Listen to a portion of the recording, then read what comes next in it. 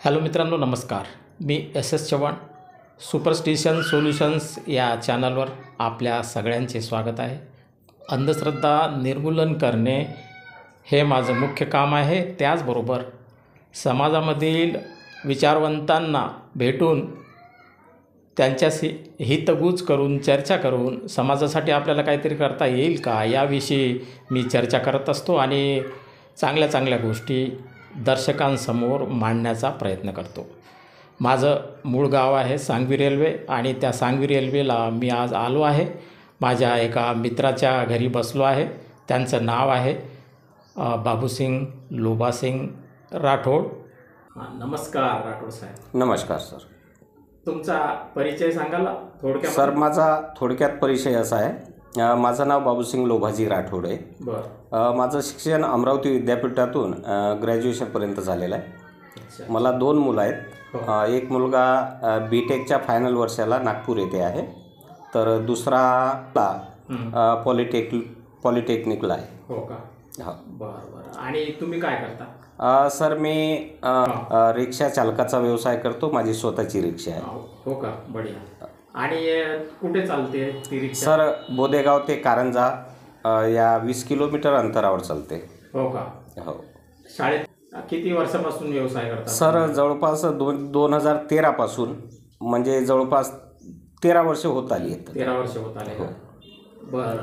तुम्ही व्यवसायाबरोबरच सामाजिक कामसुद्धा करता आणि विविध प्रकारच्या चळवळीमध्ये काम करता.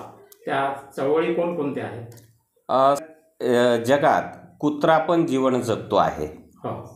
पण एक माणूस म्हणून मी ज्या समाजात जन्म घेतला त्या समाजाचं मी काहीतरी देणं लागतो, या उदात्त भावनेतून आपला जर समाजाची सेवा आपल्या हातून घडत असेल तर ते प्रत्येक माणसानं करावं आणि ते प्रत्येकाचं कर्तव्य आहे. आणि हे उद्दिष्ट डोळ्यासमोर ठेवून समाजासाठी मी लेखनाच्या माध्यमातून, प्रबोधनाच्या माध्यमातून किंवा आपल्या विचारांच्या माध्यमातून सतत जागवण्याचा प्रयत्न करत असतो. आणि त्याचं एक विशेष माध्यम म्हणून सामाजिक चळवळ, जी गोरसेना गोरसिकवाडी नावाची सामाजिक चळवळ आहे, गेल्या 8 वर्षापासून, हो, बंजारा समाजासाठी गेल्या 8 वर्षापासून मी त्या गोरसेना गोरसिकवाडी या चळवळीत काम करतो. आणि त्या संघटनेमध्ये अमरावती विभागाचा सहसंयोजक म्हणून एक साहित्य दळ म्हणून विंग आहे, त्या विंगचा मी सहसंयोजक म्हणून आहे. बरं. साहित्य दल म्हणजेच तुम्ही लिखाण करता ना? हो, मी एक कवी आहे. बरं. आणि लेखक पण आहे. हो का? माझे सोशल मीडियावर लेख प्रसिद्ध होत असतात. हो का? लोकांचा त्याला चांगला प्रतिसाद सुद्धा मिळतो. आणि एक कविता संग्रह प्रकाशनाच्या वाटेवर आहे. हो का? हो. कोणती? नाव काय आहे? त्याचं नाव अजून ठरवलेलं नाही आहे, पण लवकरच त्याची प्रक्रिया आता सुरू होईल. बरं बरं. आणि तुम्ही ज्या चळवळीमध्ये काम करता त्या चळवळीचं नाव तर सांगितलेलंच आहे. हो. चांगली गोष्ट आहे. परंतु ती चळवळ नेमकं कोणतं काम करते समाजासाठी? ती चळवळ कसं आहे साहेब, की समाजात 1 वर्षापासून अज्ञान, अंधश्रद्धा ह्या गोष्टी आहेत. शिवाय विज्ञान हे फारच कमी आहे. त्यामुळे कसं आहे, लोकांचा विकास होत नाही आहे, लोकांची भरभराट होत नाही आहे, शैक्षणिक प्रगती, सामाजिक प्रगती होत नाही आहे.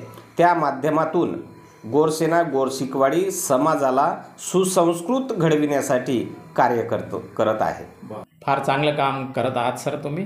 आणि बंजारा समाजाची लोकसंख्या किती आहे या गावामध्ये? या गावामध्ये सुमारे 550च्या जवळपास बंजारा समाजाची लोकसंख्या आहे. हो का? हो.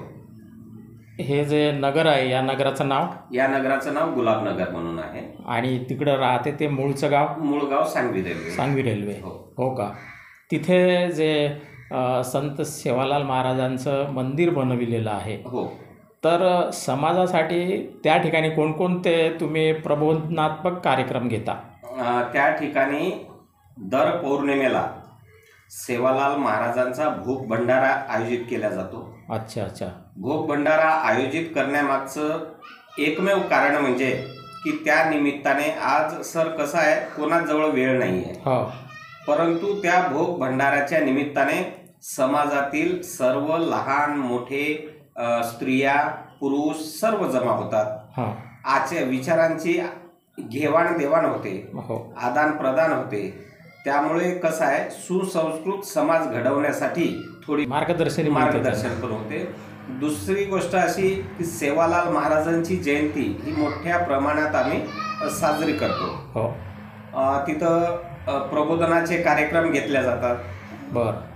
भोग भंडारा होतो, त्यांना महापंगत होते आणि सलग 7 दिवस सेवालाल महाराजांच्या ग्रंथाचं नामांकित वाचकांकडून वाचन होते आणि त्यामधून चांगलं प्रबोधन जे विज्ञानाला धरून असते अशा प्रकारचं प्रबोधन तिथं केलं जातं. त्याच्यानंतर महानायक वसंतरावजी नाईक यांची जयंती, पुण्यतिथी किंवा समाजाचे ज्या आपत्कालीन परिस्थितीमध्ये ज्या काही बैठका किंवा समाजाला मार्गदर्शन, ह्या सगळ्या गोष्टी त्या ठिकाणी घडतात. हो का? बरं, प्रश्न माझा हा आहे की प्रत्येक समाजामध्ये विविध प्रकारच्या अंधश्रद्धा आहे आणि बंजारा समाजामध्ये पण आहेत. त्यापैकी बळीप्रथा ही सुद्धा एक मोठी अंधश्रद्धा आहे. अनेक समाज बांधव बोकड कापतात आणि नवस बोलतात. ही प्रथा अनेक वर्षापासून, लहानपणापासून आपण पाहत आहोत. आजही अनेक ठिकाणी सुरू आहे. हा समाज काही प्रमाणामध्ये शिकला, जवळपास 50% शिकला असेल. तुम्हाला काय वाटतं, किती टक्के शिकला आहे? सर, बंजारा समाजाची अवस्था जर आज आपण पाहिली तर सगळ्यात मोठी अंधश्रद्धा ही बंजारा समाजात पाहावयास मिळते. हो का? त्याचं कारण असं आहे, बंजारा समाज ही आदिम जमात आहे. म्हणून या समाजामध्ये पूर्वीपासून आमच्या वडिलोपार्जित ज्या काही परंपरा आहेत त्या परंपरेमध्ये बळी प्रथा ही सगळ्यात महत्वाची प्रथा मानली जाते. आजही तुम्ही पाहाल, नवरात्र हा हिंदू धर्माचा सर्वात मोठा सण आहे. परंतु या नवरात्रामध्ये अगदी दसऱ्याच्या 10व्या दिवशी देखील बंजारा समाजामध्ये दररोज बोकड बळी दिला जातो. हा बंजारा समाज आदिम असल्याचा सर्वात मोठा पुरावा आहे. बरं, ही प्रथा चांगली आहे का? ही प्रथा चांगली आहे, कारण आम्ही आदिवासी आहोत, आम्ही आदिम आहोत, आम्ही हिंदूचा भाग नाही. आपल्या या चॅनलद्वारे मी तमाम जनतेला सांगू इच्छितो की हिंदू धर्मामध्ये कोणत्याही पवित्र दिवशी 3.5 मुहूर्त असणाऱ्या एका मुहूर्तापैकी दसरा हा सण मानला जातो आणि त्यामध्ये मांसाहार हा वर्जित असतो, कारण की देवीची उपासना ह्या 10 दिवसामध्ये केली जाते. परंतु त्याला अपवाद हा एकमेव बंजारा समाज आहे जो पहिली माळ, दुसरी माळ म्हणजे पहिला दिवस ते 10व्या दिवसापर्यंत बोकड बळी दिला जातो आणि स्वेच्छेनं, आनंदानं, उत्साहानं मांसाहार केला जातो. म्हणजेच ही जी बळी प्रथा आहे हे अंधश्रद्धा तर आहेच. ही अंधश्रद्धा आहे, पण चांगली आहे का? त्याला चांगलं म्हणता येईल का आजच्या युगामध्ये? तुम्ही नाही, तसं तर तिला चांगलं म्हणताच येणार नाही. तेच तर, कारण की आज आपण विज्ञान युगात जगत आहोत आणि विज्ञान युगात बोकड बळीला प्राधान्य नाहीये ना. परंतु कसं आहे, शिक्षणाचं प्रमाण अत्यल्प असल्या कारणाने वडिलोपार्जित जी अंधश्रद्धा जोपासली जात आहे ती कायम तशी जोपासण्याचं काम होत आहे. आता विविध क्षेत्रातून याचा विरोध केला जात आहे, परंतु कसं आहे, लोकांची एक श्रद्धा आहे आणि त्या श्रद्धेपायी हे सारं घडून येत आहे. हो का? बरं, याविषयी त्यांची अंधश्रद्धा आपण दूर करायला पाहिजे असं तुम्हाला वाटते का? कारण कसं आहे, एखाद्या कुटुंबाला जर बोकड बळी द्यायचा असेल तर बाजार भावानुसार हां एका बोकडाची किंमत आज 15,000 रुपये आहे. कमीत कमी.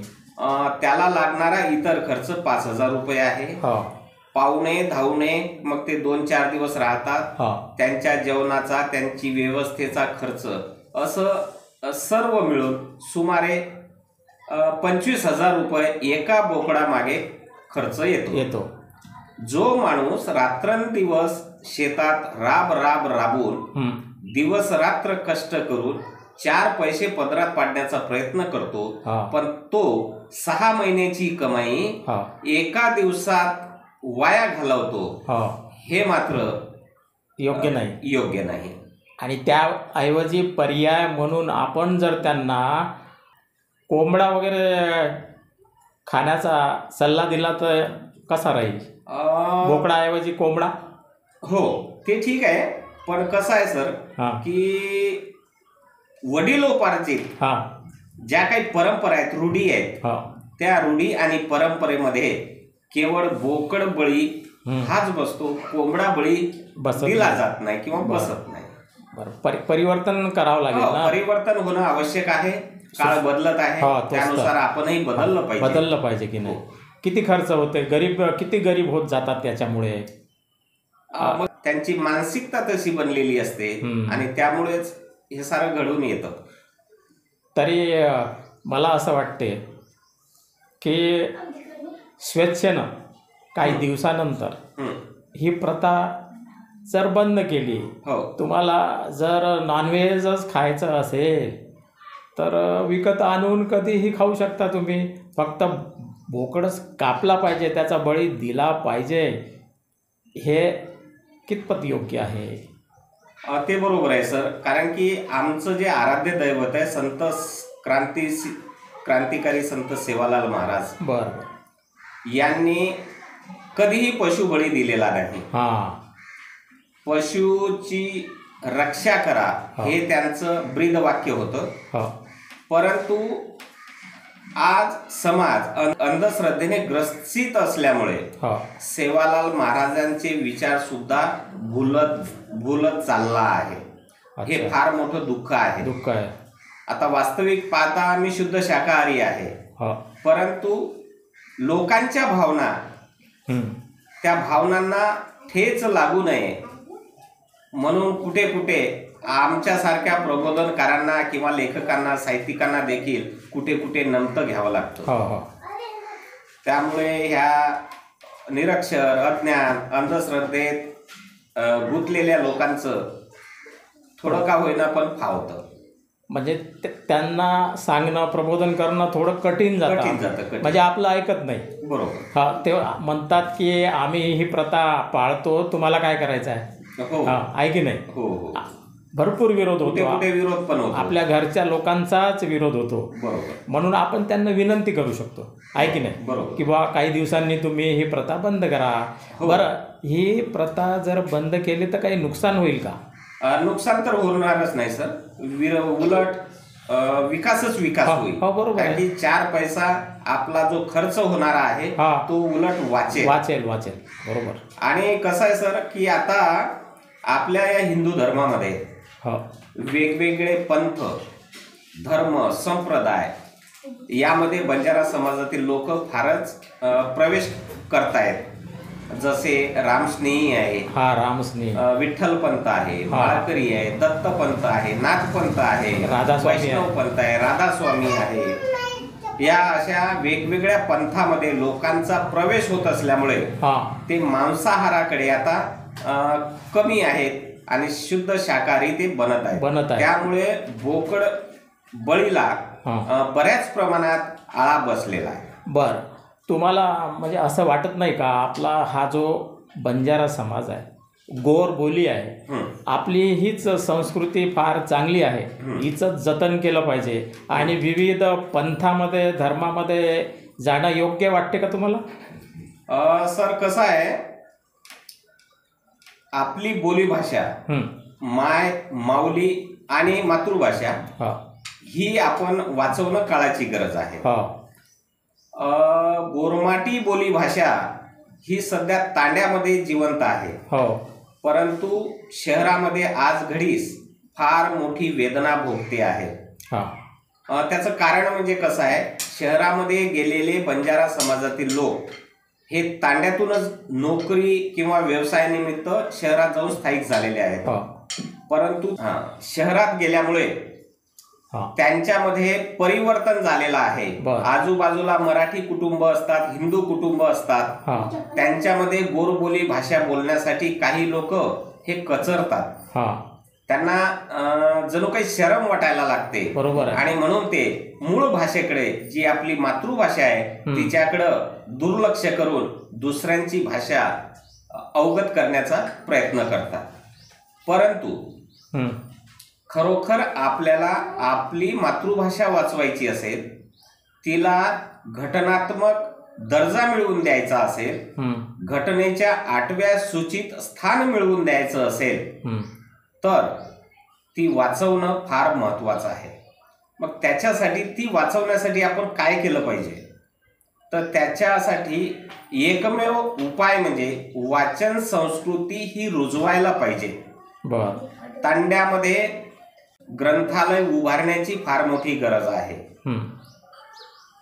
कारण जोपर्यंत वाचन संस्कृती तांड्यात रुजणार नाही, येणाऱ्या नवीन पिढींना ज्ञान प्राप्त होणार नाही, त्यामुळे त्यांच्या शिक्षणात भर पडणार नाही आणि मग तिथूनच मला जाणवते सर की आपल्या समाजामधील ज्या स्त्रिया आहेत, इतर परिवर्तन सृष्टीचा नियम आहे असं म्हटलेलं आहे सर, की मनुष्य हा समाजशील प्राणी आहे, एक दुसऱ्यांचं अनुकरण करत असतो. तो हे बरोबर आहे.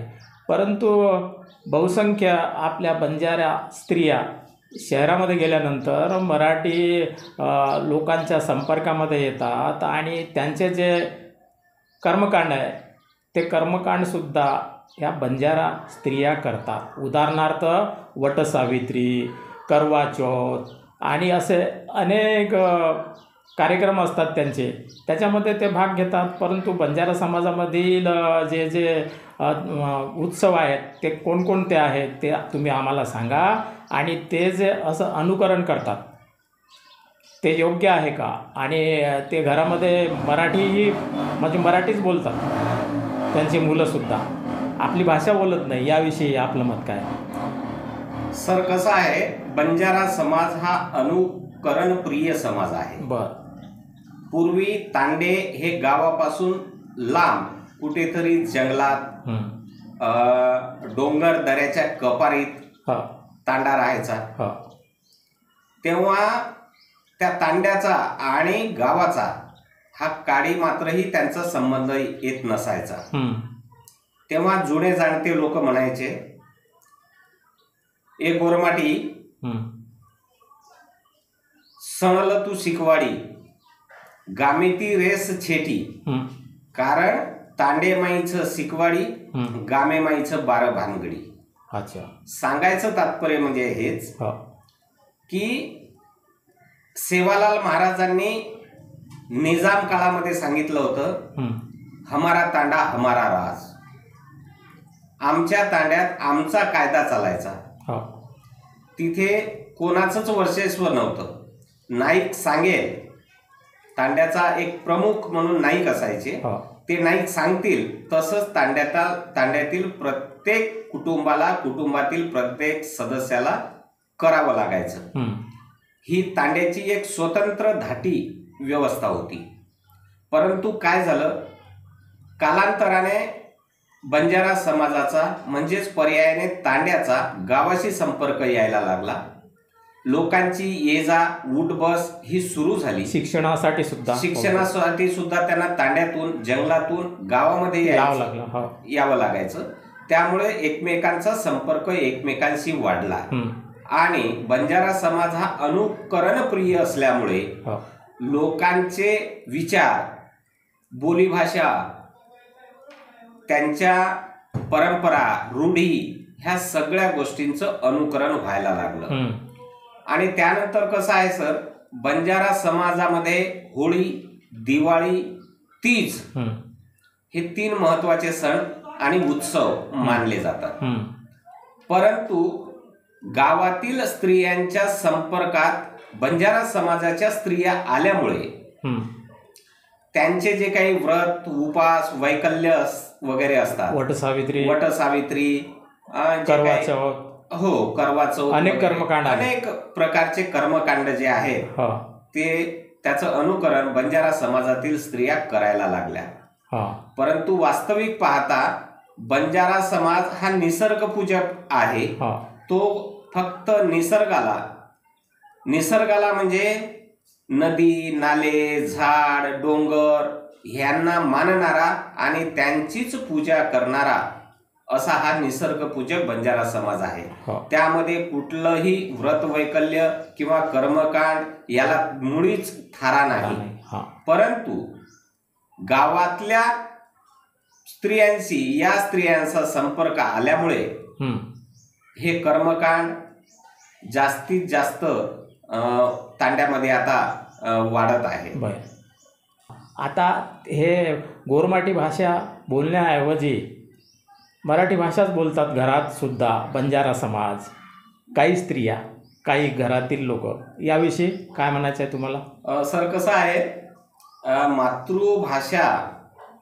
मातृभाषेवरील प्रेम हे जगजाहीर करण्यासाठी हा बंजारा समाजातील काही अति उत्साही लोक, मुलं, स्त्रिया हं.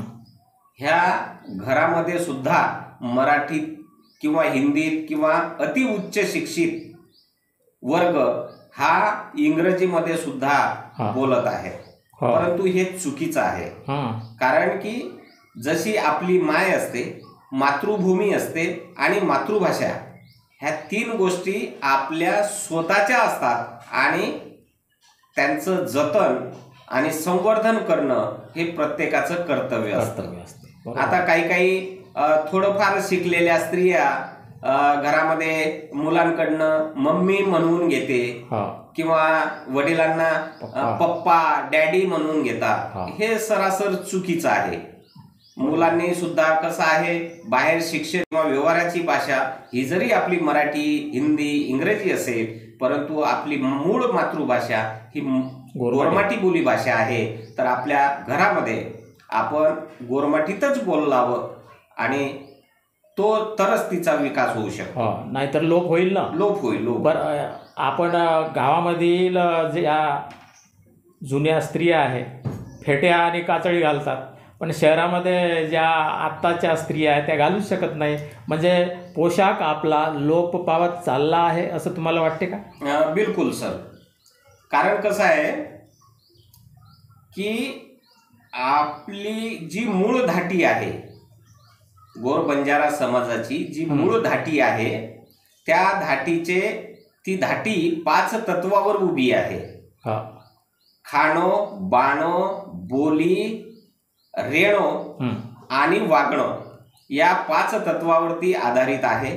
त्यामुळे बोलीभाषा, खानपान व्यवस्था, तुम्हाला सर मी सांगतो, गोर बंजारा समाजाची खाद्य संस्कृती जी आहे ना, या जगाच्या पाठीवर एकमेव अशी संस्कृती आहे. कारण गोरमाटी बंजारा समाजामध्ये सळोई आणि गलवाणे हे 2 खाद्यपदार्थ असे आहेत की या पृथ्वीच्या पाठीवर कोणत्याही समाजातील स्त्रियाला किंवा पुरुषाला बनवता येत नाही. अच्छा. आपली रेसिपी आहे ती फक्त बंजारा समाजातच पाहावयास मिळते, गुप्त. आणि सर, ही जी खाद्य संस्कृती आहे, ही खाद्य संस्कृती रुजवण्यासाठी अनेक स्त्रिया आता त्याचं प्रदर्शन करत आहेत. जसं काही फूड स्टॉल आहेत, हॉटेल आहेत. त्या हॉटेलमध्ये आता ही सळोई कुठं बऱ्याच हॉटेलमध्ये मिळते. गलवाणी हे पण पदार्थ मिळू शकतात. नॉनव्हेज मध्ये सळोई फेमस आहे. नारेजा, लगाण ह्या गोष्टी बऱ्याच प्रमाणात आता पाहायला मिळत आहेत. आमचे मित्र बाबूसिंग लोबाजी राठोड यांनी बंजारा समाजामधील विविध संस्कृती, विविध प्रकारची माहिती सण उत्सव बोलीभाषा सगळ्या प्रकारची माहिती आपल्याला दिलेली आहे. बंजारा समाजामधील ज्या प्रथा चांगल्या आहे त्या प्रथा आपण पाळल्या पाहिजे, घेतल्या पाहिजे. ज्या प्रथेपासून आपला वेळ जातो, पैसा जातो, अशा प्रथा आपण सोडल्या पाहिजे, पर्यायी व्यवस्था केली पाहिजे. म्हणून समाजामधील जे करते धरते नाईक आहेत, लोकप्रतिनिधी आहेत, आमदार खासदार आहेत आमच्या समाजामध्ये, त्यांनी समाजात येऊन समाज बांधवांना सांगायला पाहिजे, मार्गदर्शन करायला पाहिजे की बाबांनो, की ज्या प्रथा आपल्याला फक्त अंधश्रद्धेमध्ये नेतात, पैसा खर्च होतो, त्या सोडून द्या. दुसऱ्या प्रथा ज्या चांगल्या आहेत त्या घेण्याचा प्रयत्न करा. आणि मूळ उद्देश हा आहे, समाजाचा विकास जर करायचा असेल तर तुमच्या मुलाबाळांना चांगल्या शाळेमध्ये टाका. शिक्षण हेच अमृत आहे. एकदा बकरा नाही कापला तरी चालेल, परंतु मुलांना शिक्षण द्या. शिक्षणाला वाघिणीचं दूध म्हटलेलं आहे डॉक्टर बाबासाहेब आंबेडकरांनी.